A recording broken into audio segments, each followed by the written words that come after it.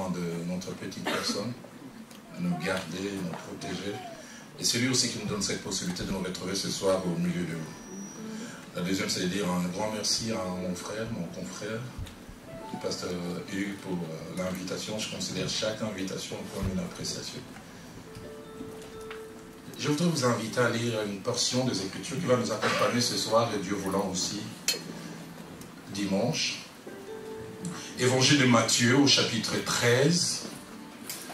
Et notre lecture, nous la faisons en deux temps. Nous lisons le verset 24 au verset 30. Et puis le verset 36 au verset 43. Matthieu, chapitre 13, verset 24e au verset 30. Et puis verset 36 au verset 43.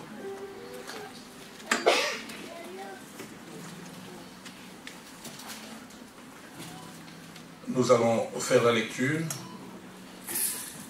Il leur proposa une autre parabole et il dit: le royaume de Dieu est semblable à un homme qui a sémé une bonne semence dans son champ. Mais pendant que les gens dormaient, son ennemi vint. Soulignez bien, c'est là, son ennemi vint. Séma délivré parmi les blés et s'en alla. Lorsque l'herbe eut poussé et donné du fruit, l'ivré parut aussi. Les serviteurs du maître de la maison vinrent lui dire: Seigneur, n'as-tu pas sémé une bonne semence dans ton champ? D'où vient donc qu'il y a des livrées? Il a répondu: c'est un ennemi qui a fait cela. Et les serviteurs lui dirent: veux-tu que nous allions l'arracher? Non, dit-il, de peur qu'en arrachant l'ivraie, vous ne déraciniez en même temps les blés. Laissez croître ensemble l'un et l'autre jusqu'à la moisson. Et à l'époque de la moisson, je dirais au moissonneur: arrachez d'abord l'ivraie et liez-la en gerbe pour la brûler, mais amassez le blé dans mon grenier. Verset 36. Alors il renvoya la foule et entra dans la maison. Ses disciples s'approchèrent de lui et dirent: explique-nous la parabole des livrées du champ. Il répondit: celui qui sème la bonne semence, c'est le Fils de l'homme. Le champ, c'est le monde. La bonne semence, ce sont les fils du royaume. L'ivraie, ce sont les fils du malin. L'ennemi qui l'a sémé, c'est les diables. La moisson, c'est la fin du monde. Les moissonneurs, ce sont les anges. Or, comme on arrache l'ivraie et qu'on la jette au feu, il en sera de même à la fin du monde. Le Fils de l'homme enverra ses anges qui arracheront de ce royaume tous les scandales et ceux qui commettent l'iniquité. Ils les jetteront dans la fournaise ardente où il y a des pleurs et des grincements des dents. Alors le juste resplendiront comme les soleils dans le royaume de leur Père. Que celui qui a des oreilles pour entendre, entende. Amen. Alors comme je le disais, je vais aborder ce texte non seulement ce soir, mais dimanche aussi. Et les thèmes que je vais aborder, c'est deux leçons que la parabole du blé et des livrées nous enseigne. Deux leçons que la parabole du blé et des livrées nous enseigne. Il est possible qu'il y ait plusieurs leçons contenues dans cette merveilleuse parabole, mais nous allons faire ressortir deux seulement, une aujourd'hui et l'autre dimanche. Mais puisqu'il est question des paraboles, j'ai jugé important au début de nous donner en aperçu de manière ramassée, si vous pouvez me permettre, quelques informations importantes attachées aux paraboles. J'en ai 8 en général et puis 2 que je donnerai en rapport avec cette parabole. Les 8 informations en général en rapport avec les paraboles, c'est que le mot parabole vient d'un mot grec qui cache 3 significations. La première signification des paraboles veut dire mettre côte à côte. Mettre côte à côte. La deuxième signification du mot parabole, c'est juste à poser. Mettre au-dessus d'une autre chose. Mais la troisième signification du mot parabole en grec, c'est comparer. Comparaison.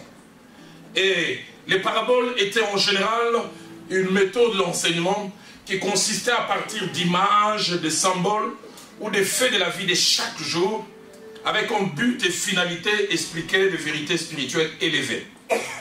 C'est-à-dire le but, c'est de partager des vérités spirituelles très élevées non pas des faits de la vie de chaque jour, un peu comme les fables de La Fontaine, qui cachent en général des grandes leçons, mais non pas un peu des histoires de la vie de chaque jour.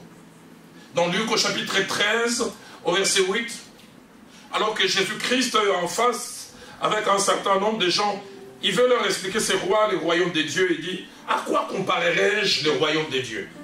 En fait, le but c'est de parler du royaume de Dieu.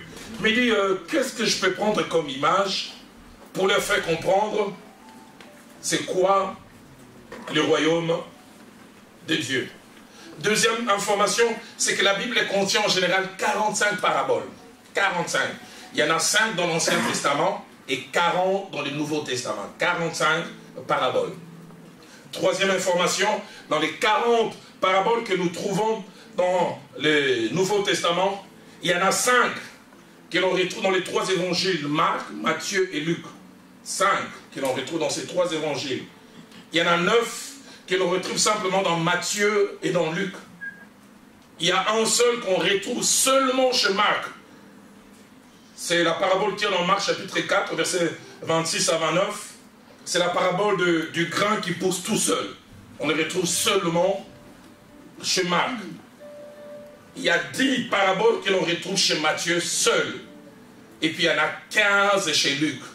Du reste, Luc est l'évangéliste qui fait plus mention des paraboles. Et de manière étrange, Jean est le seul évangéliste qui ne fait pas mention des paraboles. Pourquoi? On ne sait pas très bien.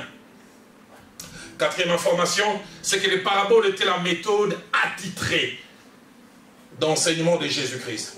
Si Christ a enseigné 100 fois, 90 fois, il a utilisé les paraboles. Soit dit en passant, Jésus-Christ était un enseignant simple, simpliste. Jésus-Christ avait comme finalité, il voulait rendre les choses compliquées simples. Ce n'est pas comme nos prédicateurs aujourd'hui, pour paraître savants, ils rendent les choses simples, compliquées. Je trouvais des jeunes prédicateurs qui sortent de l'Institut biblique. Vous voulez carrément devenir, nous allons lire dans l'évangile des gens, nous lirons l'évangile johannique. Bon, ça fait un peu savant. Mais Jésus-Christ est la simplicité. Quelqu'un a dit, Jésus-Christ est un peu comme les vieilles mamans qui veut faire consommer un petit bébé de 6 à 8 mois de cacahuètes, mais comme ce petit n'a pas de dents, maman essaye de mâcher et puis ça c'est Jésus-Christ dans sa méthodologie. Les paraboles, il les utilisait souvent. Matthieu chapitre 13, au verset 34, dit ceci. Jésus dit à la foule toutes ces choses en paraboles. Et le verset continue en disant, et il ne leur parlait point sans parabole. Presque toujours. La version Alfred Cohen l'explicite mieux. Alfred Cohen, nous Paroles vivantes, dit ceci. Jésus enseignait ainsi les gens au moyen des paraboles. D'ailleurs, il ne leur parlait jamais autrement. Méthode attitrée de Jésus-Christ. Cinquième, c'est que sans explication et sans révélation, il est possible de manquer le message et le but des paraboles. Sans explication et sans révélation, il est possible de manquer le message ainsi que le but. Ça n'est pas capter le message qu'on a voulu communiquer. Dans Jean chapitre 10, au verset 6, Christ vient d'enseigner merveilleusement sur une parabole. Mais écoutez la réaction, la Bible dit, Jésus leur dit cette parabole, mais ils ne comprirent pas de quoi il leur parlait. Il y a manque de compréhension malgré l'enseignement. Une autre version dit, il ne comprit pas ce qu'il voulait dire. Une autre version dit encore, il ne comprit pas la portée de ce qu'il disait. Il a parlé, mais il n'y a pas eu de compréhension. Dans Luc, au chapitre 8, verset 9e, ainsi que verset 11e, Christ vient d'enseigner, mais le message ne passe pas. Il avait dit au verset 9, ses disciples lui demandèrent ce que signifiait cette parabole. Ils n'ont pas capté le message. Et il a fallu au verset 11 que Jésus-Christ revienne et dit, voici ce que signifie cette parabole. Combien de fois, un peu comme l'eunuque éthiopien qui est au contact des Écritures, nous avons besoin d'être guidés pour saisir l'essence des paraboles. Souvenez-vous, l'eunuque éthiopien, il est en train de lire le prophète Isaïe. Et il fait route ensemble avec Philippe, les diacres. Et Philippe lui pose la question, comprends-tu ce que tu lis? Vous vous souvenez de sa réponse? Comment les pourrais-je si personne ne me guide? Donc il ne suffit pas d'être en contact avec les Saintes Écritures. Il faut être guidé. C'est vrai, le guide par excellence, c'est le Saint-Esprit. Mais des fois aussi, on a besoin d'être éclairé. Sixième information, c'est que derrière chaque parabole, il y a un but visé, un message à communiquer et un objectif à atteindre. Les paraboles n'ont jamais été utilisées pour rien. Dans Luc au chapitre 18, au verset 1er, alors que Jésus-Christ veut enseigner sur la parabole du mauvais juge ou du juge inique et de la veuve persistante, Luc qui écrit cette parabole commence par dire: Jésus leur adressa une parabole pour montrer qu'il faut toujours prier et ne point se relâcher. Je vais relater cette histoire, mais le but que je vise, pour que vous puissiez savoir qu'il ne faut jamais, jamais, jamais lâcher. Toujours dans Luc au chapitre 18, au verset 9, la Bible dit, il dit encore cette parabole en vue de certaines personnes se persuadant qu'elles étaient justes et qui ne faisaient aucun cas d'autres personnes. Donc il y a même un public visé. Mais le but c'est de corriger leur façon de se comporter. Septième information, c'est que les disciples de Jésus-Christ étaient des privilégiés qui avaient droit aux explications cachées des paraboles. Des privilégiés. Cela arrivait souvent de deux manières. Soit eux-mêmes prenaient l'initiative de poser la question: Seigneur, qu'est-ce que veut dire cette parabole? Ou soit alors, c'est Jésus qui prenait l'initiative, qui se mettait à leur expliquer, un peu comme pour cette parabole du blé délivré. Sans cette explication de Jésus qui vient de montrer, voilà, la bonne semence, ça veut dire ça, livrer, ça veut dire ça, la moisson, peut-être on ne capterait pas totalement ce message. Huitième information, c'est que les paraboles ont l'air très simples, mais elles ne sont pas à la portée de tout le monde, même si elles ont l'air très simples. Dans Matthieu chapitre 13, verset 9, ainsi que versets 10 et 11, Jésus-Christ finit d'enseigner, puis il dit que celui qui a des oreilles pour entendre, entende. Et la Bible dit, les disciples s'approchèrent de lui et dit: pourquoi leur parles-tu en parabole? Jésus répondit: parce qu'il leur a été donné, il vous a plutôt été donné de connaître les mystères du royaume des cieux, et cela ne leur a pas été donné. Alors ça c'était les huit informations que je voulais apporter, attachées, huit informations plutôt que je voulais donner attachées aux paraboles en général. Mais il y a deux informations que j'ai voulu un peu associer en appendice, attachées à la parabole d'aujourd'hui. La première, c'est que notre parabole du jour ne se retrouve que dans l'évangile de Matthieu et pas ailleurs. On ne retrouve pas cet évangile du blé et délivré ailleurs dans les autres évangiles. Deuxième information, c'est que cette parabole est l'une des rares pour laquelle il y a une explication. En fait, il y a seulement deux paraboles pour lesquelles il y a explication directement. Il y a la parabole du grain ou de la sémence jetée sur des terrains différents, où Jésus lui-même donne l'explication. Et puis il y a cette parabole du blé et délivré. Si cette parabole, en général, quand Jésus l'enseigne, il a deux objectifs. Il veut montrer que dans le royaume des cieux à venir, ou qui était en train de se mettre en place, les faux allaient s'inviter. C'est parce qu'il parle du délivré qui vient d'être sémé là où le blé a été sémé. Ça, c'est le but principal.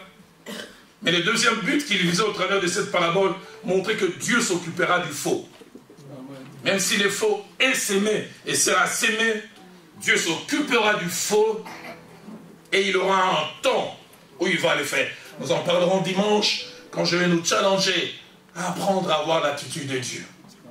Nous le verrons comment Dieu, malgré qu'il constate que les faux est associé au vrai, il dit laissez-les croître ensemble. Nous, il arrive des fois, nous voulons des solutions rapides. Tout doit être solutionné tout de suite comme je le veux. Il dit laissez-les croître ensemble jusqu'à la moisson. J'ai un moment particulier, spécial, où je vais apporter solution à ces problèmes. Mais ce soir, c'est une autre direction que je vais prendre, ou du moins celle que l'Esprit a déposée dans mon cœur, attachée à cette parabole. Et même dimanche, je prendrai une direction un peu pratique, attachée à cette parabole, c'est qu'elle veut nous enseigner. Et la première leçon que cette parabole veut nous enseigner, c'est que sur le chemin de la vie, nous aurons des ennemis. Sur le chemin de la vie, nous aurons des ennemis. C'est-à-dire tout le monde ne va pas nous aimer, tout le monde ne va pas vouloir notre bien. Je suis né il y a bientôt 53 ans. Il y a 43 ans, je n'ai jamais oublié, j'avais 10 ans, mon père m'a appelé. Et il a dit au petit garçon que j'étais à l'époque, Roland, fais attention. Dans la vie, les gens sont méchants.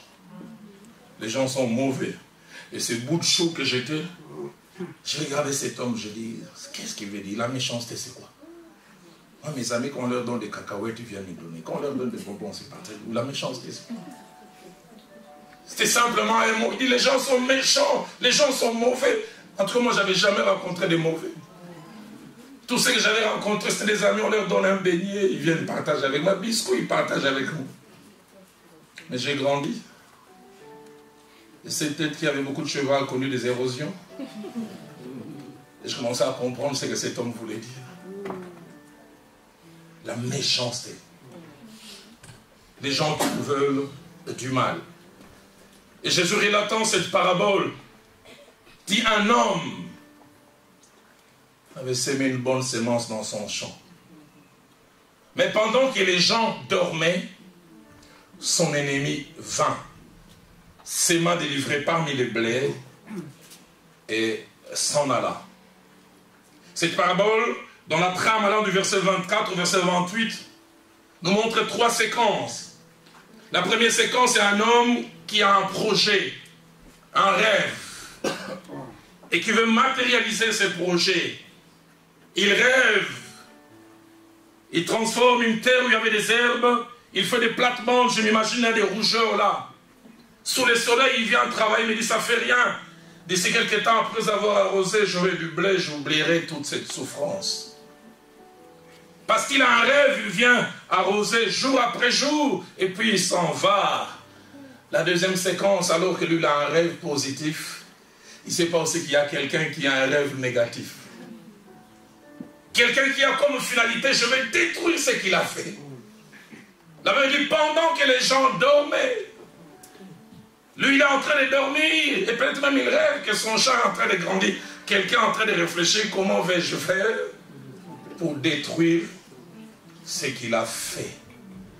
Et il vient, il fait ce travail. Et la troisième séquence que nous voyons, c'est la découverte de ce travail négatif fait par quelqu'un et les efforts de chercher comment solutionner.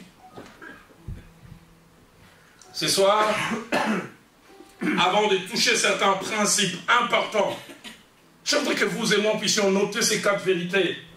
La toute première, c'est que sur les chemins de la vie, nous aurons des personnes qui auront comme objectif de contrecarrer nos plans, nos projets, les empêcher d'aller jusqu'au bout, les empêcher de réussir. Pourquoi? Parce qu'ils ne nous aiment pas et ne nous portent pas à cœur. Nous n'avons aucune idée des gens qui ne rêvent que d'arrêter ce que nous sommes en train de faire. Nous n'avons aucune idée des gens qui ne pensent que nous faire du mal. La deuxième vérité, c'est que sur les chemins de la vie, nous rencontrons des gens prêts à investir leur temps, leur énergie, leur intelligence et même leurs moyens financiers pour nous faire du mal. Prêts à mettre temps, intelligence, énergie et même moyens financiers pour nous faire du mal. Troisième vérité, il y a des gens sur les chemins de la vie qui feront de notre souffrance ou de notre tristesse leur sujet de joie. Vous n'avez aucune idée des gens pour qui, quand ils vous voient pleurer, eux, ils savent le champagne. Vous ne réussissez pas dans cette affaire, oh! J'ai jamais oublié, c'est la première fois que j'ai découvert la méchanceté parmi les chrétiens. J'ai dirigé la jeunesse de notre église en 93, et puis un jeune homme est venu des États-Unis. Il a aimé une jeune sœur de l'église, 24 ans. Et tout est allé très vite, en moins de 6 mois. Le projet a été enclenché pour que la jeune fille rejoigne le monsieur aux États-Unis. Pensez-y, en Afrique, à Kinshasa, tout le monde rêve de passer de 2 à 4 saisons. C'est la première fois que j'ai assisté à la remise d'une bague de fiançailles. Et j'ai vu comment c'était beau. Et j'ai vu comment les jeunes filles regardaient avec envie quand on donnait à l'autre. Je les entendais dire Lingalango. C'est-à-dire, elle a eu. Et puis juste un mois avant que l'histoire ne soit concrétisée, j'ai jamais su très bien ce qui s'est passé. Les garçons ont changé d'avis.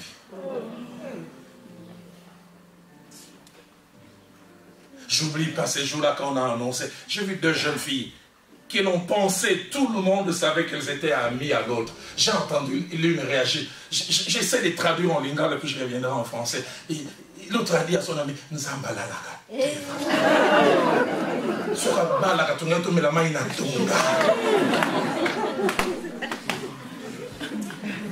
Ça dit, c'est bon, si elle s'était mariée, nous on serait allés où? Bon, les mains là, c'est en français.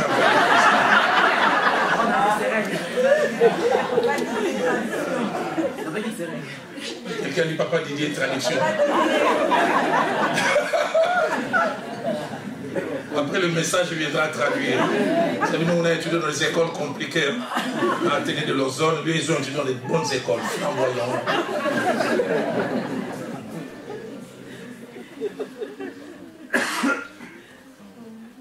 Quelqu'un souffrait, mais quelqu'un d'autre s'est réjoui. C'est étrange.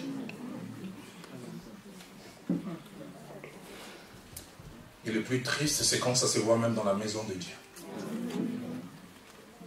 4e vérité, c'est que sur le chemin de la vie, vous découvrirez 2 types de personnes attachées au mal. Vous retrouverez celles qui ne vous feront pas du mal, mais qui se réjouiront quand ça vous arrive. Est-ce que je me fais comprendre? Ces personnes ne vont rien faire. Pas d'acteurs actifs. Mais quand ça vous arrive, ils se réjouissent. Mais deuxièmement, vous retrouverez ceux qui sont prêts aussi à agir eux-mêmes. Ils ne se limitent pas à souhaiter que le mal vous arrive. Ils y participent. Et Jésus-Christ, en enseignant, il parle d'un homme qui pense à faire de bonnes choses, mais il parle aussi d'un autre. Et le plus étrange, et j'aimerais faire ressortir ces choses, Jésus nomme cet acteur négatif. Il appelle ennemi. Quand on découvre, il dit, un ennemi a fait cela. Il appelle ennemi. Le mot ennemi, ici utilisé, dans sa racine en grec, veut dire 4 choses. Veut dire, celui qui ne nous aime pas. J'aimerais te dire, il y a des gens qui ne t'aiment pas. Deuxièmement, ce mot veut dire celui qui nous veut du mal. Et troisièmement, ça veut dire celui qui veut nous nuire et même prêt à nous détruire. Prêt à nous nuire et à nous détruire. Et quatrièmement, celui qui est prêt à tout pour nous voir souffrir. Et Jésus le nomme ennemi. Mais deuxième chose, il ne s'arrête pas là. Il ne dit pas un ennemi. Il associe cet ennemi à nous. Il dit pendant qu'il dormait, il dit son ennemi. Aide-moi à dire à ton voisin, tu as des ennemis. Et viens vers lui, tu dis surtout, toi tu en as beaucoup. Jésus ne dit pas un ennemi, il dit son ennemi. Possessif. Cet ennemi est attaché à toi. Son but, c'est ton mal, ta souffrance. Et la troisième chose que ce texte fait ressentir, c'est le timing de l'action. Le timing de cette action mauvaise. Bizarre, il fait passer la journée. Il annonce même pas comme la méthode. Demain, je vais venir à 20h. Et je vais détruire pendant que les gens dormaient. Il veut passer inaperçu. Il veut simplement venir déposer le mal et que les gens pensent que tout est normal pendant que les gens dormaient. Mais quatrième chose, c'est l'utilisation de l'intelligence au service du mal. C'est un méchant intelligent. Quand on était petit, on suivait un film, je ne sais pas si les gens de ma génération un peu, qui était intitulé 11 pour une coupe. Il y avait un monsieur qui s'appelait l'infâme Fielloc, qui disait il est diaboliquement génial. Donc il est génie, mais dans le mal, l'infâme Fielloc. un être bizarre. Lui réfléchit, mais dans le mal. Et c'est un peu ce personnage, cet ennemi. Deux choses montrent son intelligence au service du mal. Premièrement, le choix du grain qu'il choisit. Il ne choisit pas n'importe quoi, il choisit l'ivraie. Ceux qui ont fait des études en agronomie disent dans les 3/4 du temps de croissance des livrets, l'ivraie est difficile à distinguer du blé. Donc au départ, quand ça commence à croître, on a tendance à croire que c'est les blés. Mauvais mais réfléchi. Les gens de chez moi, ils diront un bouliste.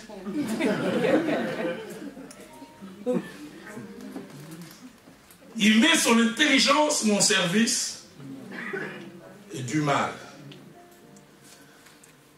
Deuxième chose qui montre son intelligence, et la Bible parle très bien, c'est la manière dont il a sémé les mauvais grains. Écoutez ce que le verset 25 dit. Pendant que les gens dormaient, son ennemi vint, il avait dit, il séma des livrées parmi les blés. Dans sa racine en grec, ça veut dire que simplement, on a planté du blé ici, entre deux blés, il vient. Il aurait pu aller mettre l'ivraie au coin du champ. Ça aurait été facile d'enlever. Il vient compliquer la situation. Il dit, je vais créer un problème, mais un problème difficile. Nous en parlerons dimanche. La preuve, finalement, quand on veut apporter la solution, quelqu'un dit, est-ce qu'on peut arracher de peur qu'en arrachant les blés, plutôt en arrachant l'ivraie, on touche aussi. C'est-à-dire, les mauvais là, il était réfléchi. Il veut créer un problème difficile à résoudre. Entre deux blés, il place l'ivraie. Et ces genres de mauvaises personnes, nous les rencontrons et nous les rencontrerons encore. Ce soir, avant que nous puissions prendre un petit moment dans la prière, je voudrais partager quelques principes attachés à l'inimitié, au fait d'avoir des amis. Le premier principe, c'est que sur le chemin de la vie, nous aurons deux types d'ennemis. Nous aurons des ennemis connus et des ennemis inconnus. Les ennemis connus sont des ennemis qui font la publicité sur l'inimitié. Ils te disent, toi, je t'aime pas. Et tu le sais, tu sais même prendre des précautions. Mais les ennemis les plus difficiles, les ennemis cachés, qui ne nous aiment pas, mais qui ont ça dans le cœur, qui en venant saluer ma soeur l'appelle ma copa. Mais dans le cœur, elle haïs, caché, qu'il est difficile de gérer les ennemis cachés. Mais je prie comme un prophète que la saison dans ta vie où les ennemis cachés resteront cachés est finie. Que vienne la saison où les masques tombent. Genèse chapitre 4, versets 5 à 8. Caïn est devenu ennemi d'Abel. Mais Abel ne le sait pas. Quand ils ont offert, Dieu a accepté l'offrande d'Abel. Il a refusé l'offrande de Caïn. Et Caïn vient inviter Abel. Abel, allons au champ. Abel pense que c'est un frère qui m'invite. Mais lui, il est en train de ruminer comme on va dire là-bas. Cogner.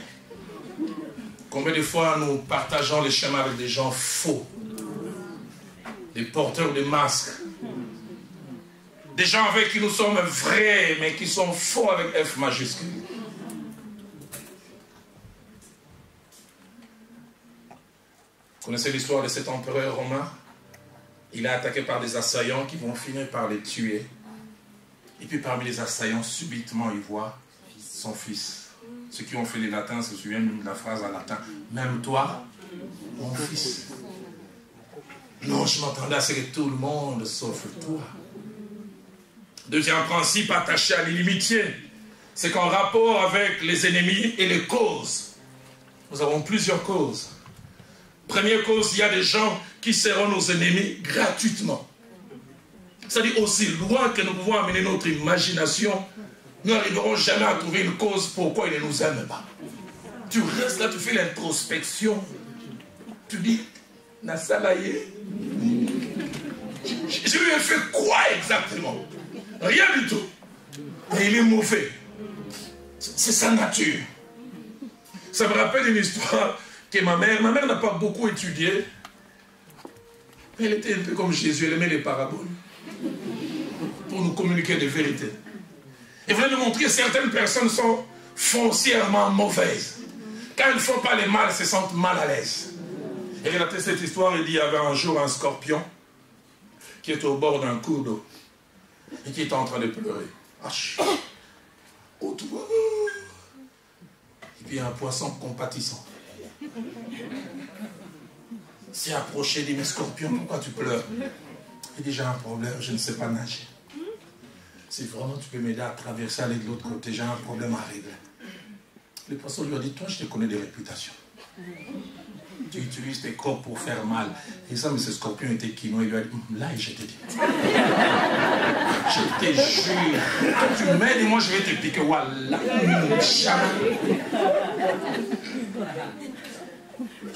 Le poisson a insisté. Le scorpion a dit, je t'ai dit, je te promets, je m'engage. Allez, elle monte sur mon dos.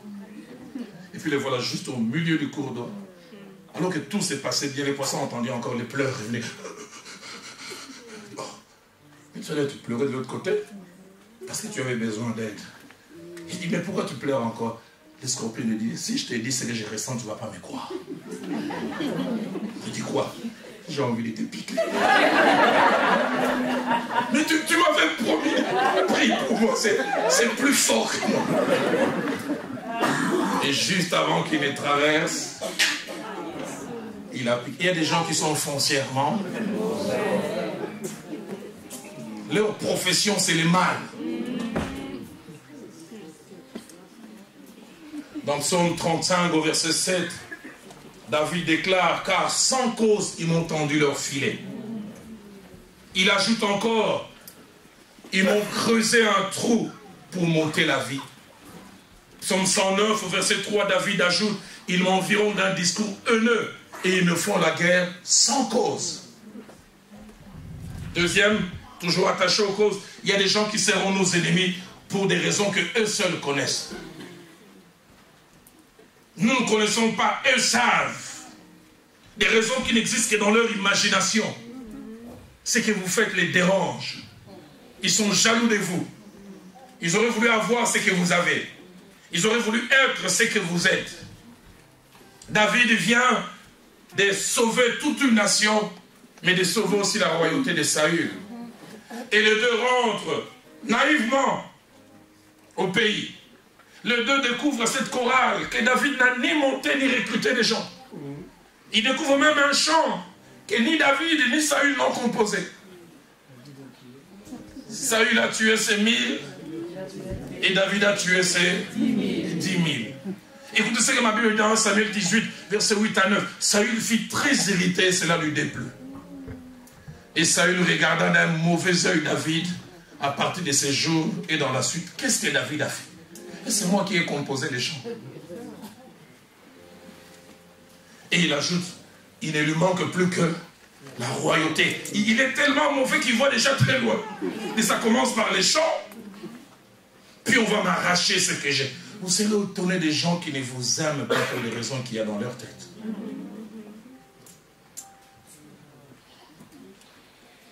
Troisième cause, il y a des gens qui seront nos ennemis pour des choses que nous leur avons faites indirectement.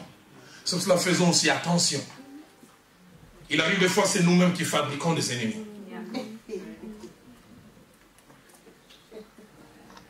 Tu vas rapporter une histoire à gauche vers la droite.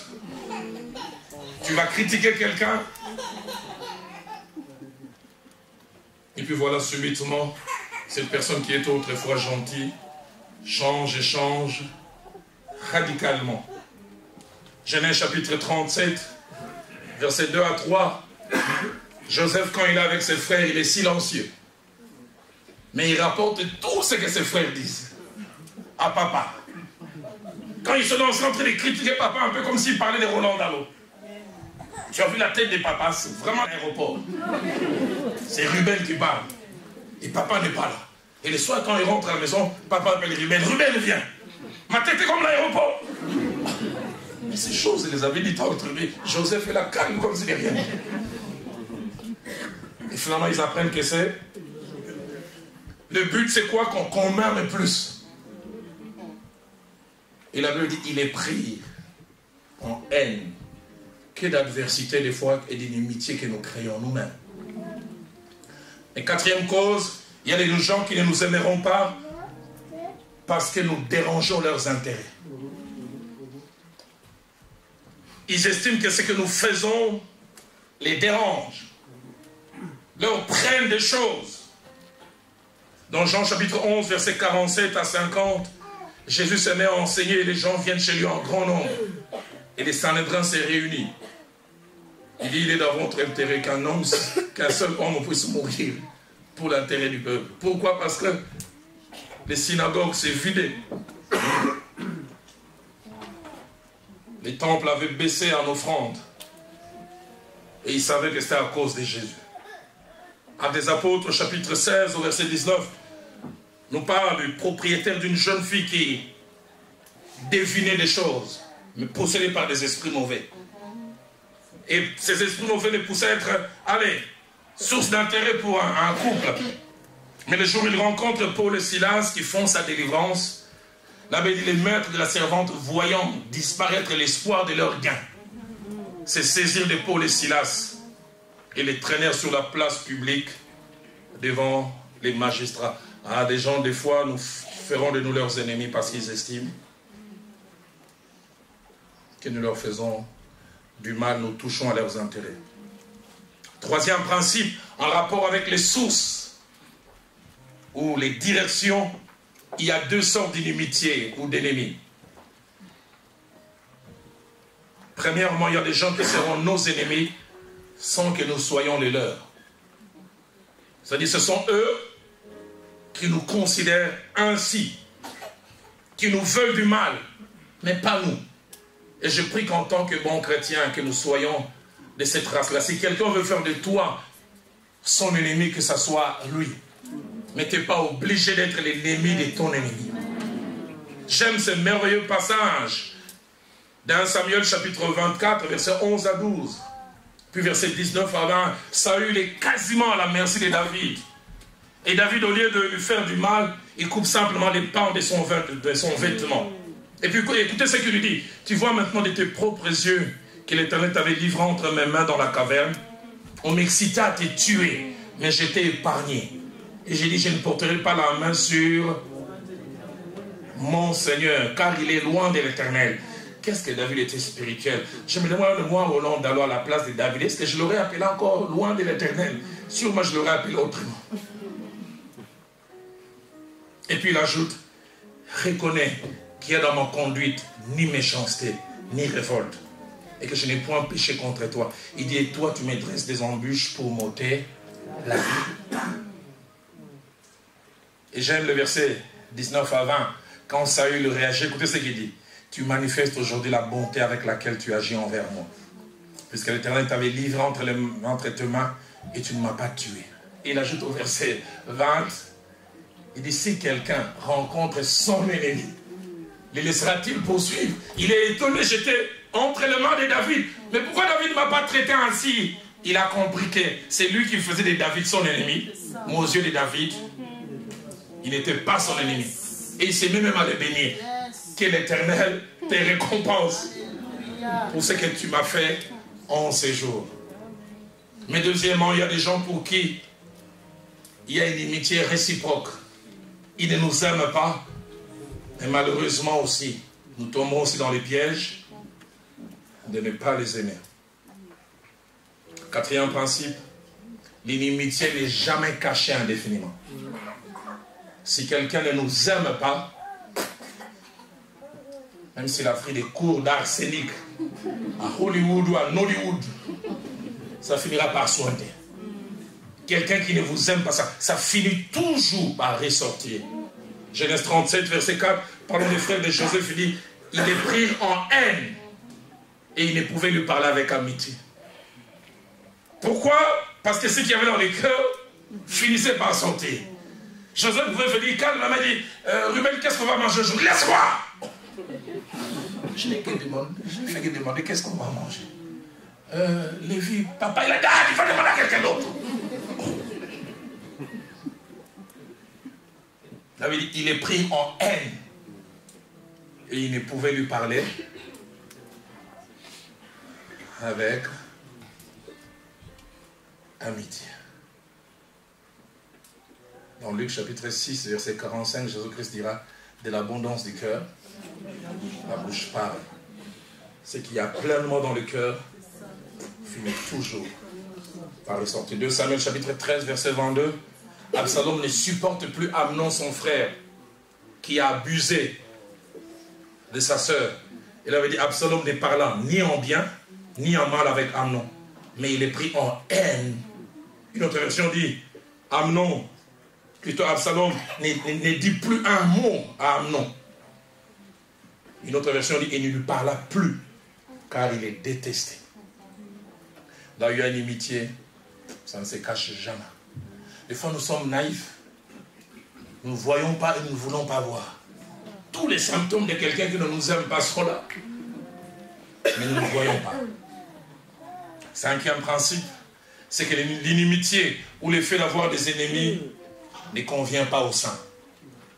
Ne convient pas aux vrais enfants de Dieu. Si nous sommes des vrais enfants de Dieu, que quelqu'un d'autre ne nous aime pas, que quelqu'un d'autre nous souhaite du mal, que quelqu'un mette son intelligence à force au service du mal, mais il est anormal que nous fassions la même chose. Amen. Dans Ephésiens chapitre 4, verset 31, l'apôtre Paul déclare des choses qui ne doivent pas être nommées parmi les saints. Et parmi ces choses, l'animosité et la méchanceté. Dans Galates chapitre 5, verset 20, Paul présente les inimitiés ainsi que les querelles parmi les fruits de la chair. De Timothée chapitre 2, verset 24, Paul encourage les serviteurs de Dieu à ne pas avoir de querelles. D'autres versions disent à ne pas avoir des conflits et des disputes.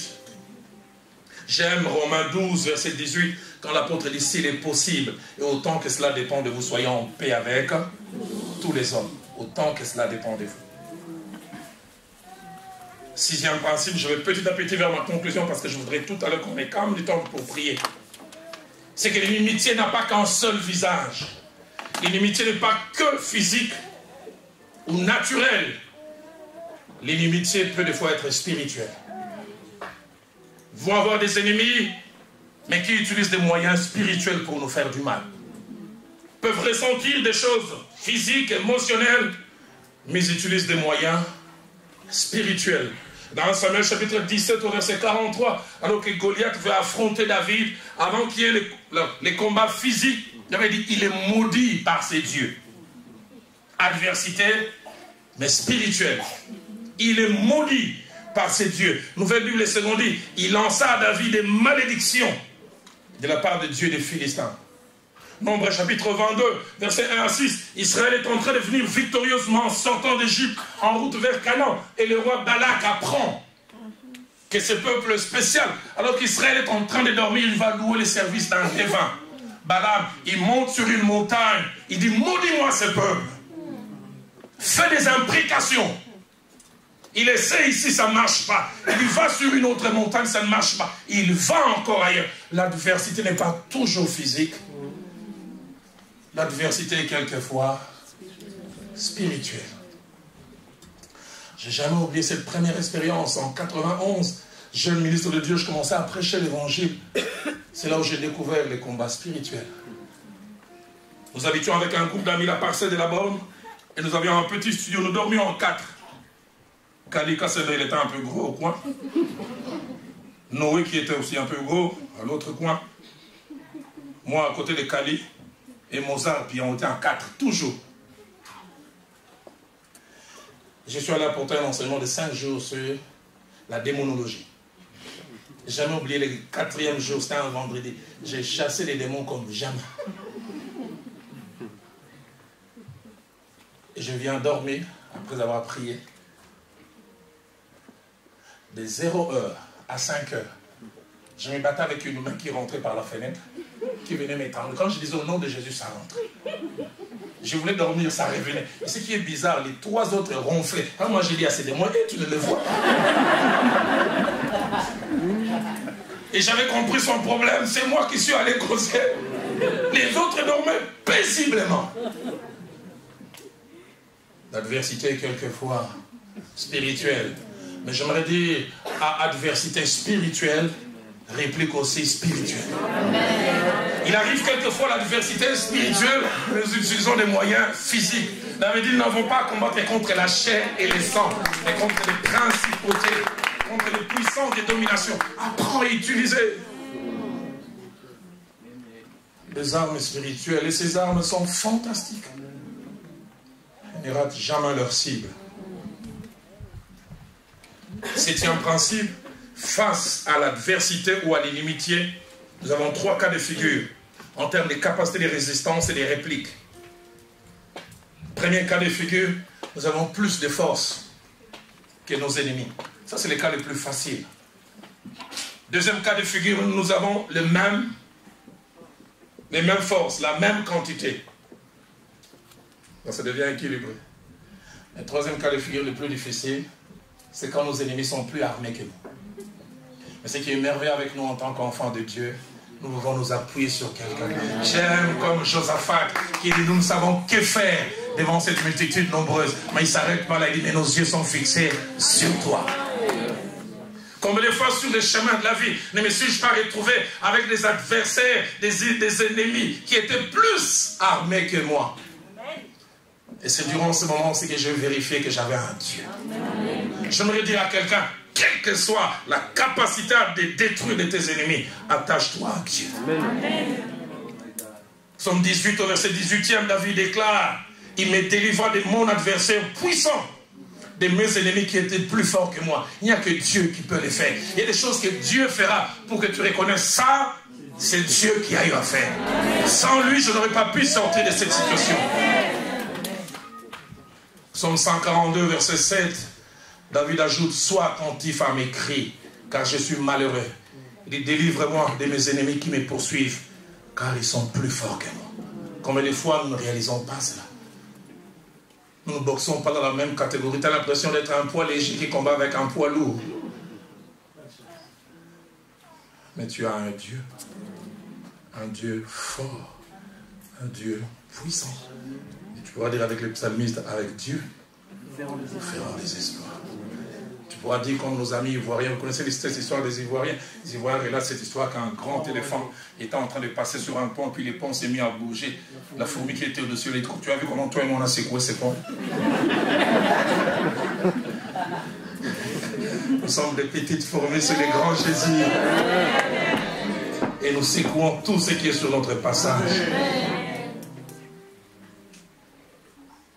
8e principe, avant que je touche les 2 dernières, c'est que face à l'inimitié et l'adversité, Dieu n'a pas à tout faire. Il arrive des fois en tant qu'enfant de Dieu, nous confions à Dieu tout. Mais des fois, Dieu nous laissera faire notre part. Et la part des fois, quand on nous révèle les ennemis, c'est de devenir prudent. Prudence. Je suis étonnant en lisant la parole de Dieu, où la plupart des fois, les serpents est pris comme un mauvais exemple. Mais Jésus a pris un jour le serpent comme on dit, soyez prudents comme les serpents. Les serpents ne se promènent jamais n'importe comment. Ils montent d'abord, regardez, tout va bien, puis ils continuent. Prudence. Matthieu 10, verset 16. Mais j'aime surtout ces passages. La première fois que je l'ai découvert en tant que nouveau converti, j'étais choqué. Adam, je l'ai lu, je dis, mais Dieu, tu m'as déçu dans ma première Bible en 85. Matthieu 2, 13, Jésus vient de naître et Hérode cherche à détruire Jésus, le petit enfant. Et Dieu apparaît en songe à Joseph. Écoutez le conseil, prends le petit enfant et fouille. Oh, comment Dieu peut proposer la fouille? Et Dieu est tout puissant. Bon, moi je suis enfant de Dieu, je dis ok, reste. Dieu dit fouille jusqu'à ce qu'il meure. J'insiste, devant l'inimitié, Dieu ne fera pas tout. Il y a des choses que nous sommes appelés à faire. Avant-dernière chose, avant que je ne puisse conclure, c'est que l'alliance et l'attachement à Dieu sont des boucliers contre toute forme d'adversité. Tu n'as pas à aller t'entraîner, tu n'as pas à aller à rentrer dans quelque loge. Si tu t'attaches à Dieu, quels que soient les degrés d'adversité, Dieu te protégera. Les tout, c'est d'être attaché à Dieu. Les tout, c'est d'avoir une alliance vraie. Quand tu as une alliance vraie avec Dieu, tu pourras dire comme les psalmistes dans Psaume 54, verset 9, mes yeux se réjouissent à la vue de mes ennemis. Parce que je sais déjà comment ça va finir. J'aime le psaume 34, verset 8, quand le psalmiste dit, l'ange de l'Éternel campe autour de ceux qui les craignent et les délivre de tout danger. Dès l'instant où tu les crains, une armée vient camper. Mais écoutez ces merveilleux psaumes. Lisez avec moi le psaume 100, le psaume 27, le premier verset, au verset 3e. Quelqu'un qui a expérimenté l'adversité. Écoutez ce qu'il déclare. L'Éternel est ma lumière et mon salut. De qui aurais-je crainte? L'Éternel est le soutien de ma vie. De qui aurais-je peur? Quand des méchants s'avancent contre moi pour dévorer ma chair, ce sont mes persécuteurs et mes ennemis qui chancellent et tombent. Et écoutez ce qu'il dit au verset 3. Si une armée s'est campée contre moi, pas une personne, mon cœur n'aura aucune crainte.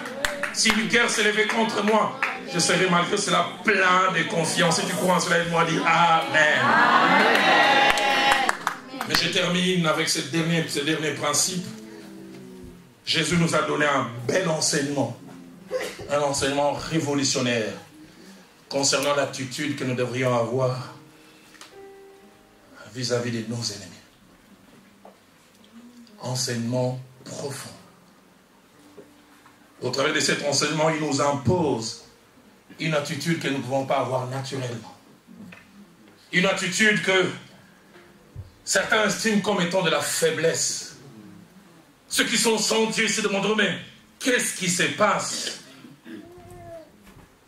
Cette attitude, nous l'avons dans l'attachement à Dieu. Dans Matthieu chapitre 5, au verset 43 et jusqu'au verset 48, il commence d'abord par relater l'ancienne loi. Une loi qui s'est rabaissée à notre niveau, à nous humains. Il dit, vous avez appris qu'il a été dit, tu aimeras ton prochain et tu haïras ton ennemi. Oh, la loi ancienne était compréhensible. Ton prochain, aime-le, celui qui est gentil avec toi. Mais ton ennemi, tu peux aussi les haïr. Oh, mais écoutez, Jésus est révolutionnaire. Mais moi, je vous dis, aimez vos ennemis. Il ne dit pas supportez-les. Il dit aimer. Aimer veut dire éprouver des sentiments d'affection. Bénissez ceux qui vous maudissent. J'entends quelqu'un dire, pasteur là, il faut. Faites du bien à ceux qui vous haïssent. Et priez pour ceux qui vous maltraitent et qui vous persécutent. Verset 45. Afin que vous soyez fils de votre Père qui est dans les cieux. C'est en faisant ces choses que vous prenez cette identité. Et il montre comment Dieu traite les mauvais. Il dit car Dieu fait lever son soleil sur les méchants et sur les bons. Dieu ne fait pas un distinguo. Toi petit méchant, pas de soleil pour toi. Pas de pluie chez toi. Tout le monde. Et il fait pleuvoir sur les justes et sur les injustes.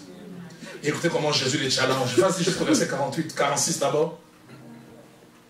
Si vous aimez ceux qui vous aiment, quelle récompense méritez-vous? Les publicains n'agissent-ils pas de même? 47. Et si vous saluez seulement vos frères, que faites-vous d'extraordinaire? Les païens aussi n'agissent-ils pas de même? Mais ils terminent en disant, soyez donc parfaits. J'aimerais ce soir nous a invités à baisser nos têtes dans la prière. Il y a ces cantiques d'autrefois qui viennent dans mon cœur. Je ne sais pas si les amis de la chorale pourront m'aider à les chanter. Oh Seigneur, tu vois mes ennemis et tous ceux qui se lèvent contre moi. Il y a ceux qui disent de moi. Plus de salut pour lui en Dieu. Mais toi mon roi, mais toi mon roi, toi mon bouclier. Tu es ma gloire, tu es ma gloire, tu es ma terre. Oh, mais toi mon roi, mais toi mon roi, toi mon bouclier. Tu es ma gloire, tu es ma gloire, tu es ma terre. Mais toi mon roi, mais toi mon roi, toi mon bouclier. Tu es ma gloire, tu es ma gloire. Je voudrais qu'on les refrains encore. Oh Seigneur, tu vois mes ennemis. Oh Seigneur, tu vois mes ennemis. Et tous ceux qui se lèvent contre moi. Ceux qui se lèvent contre moi.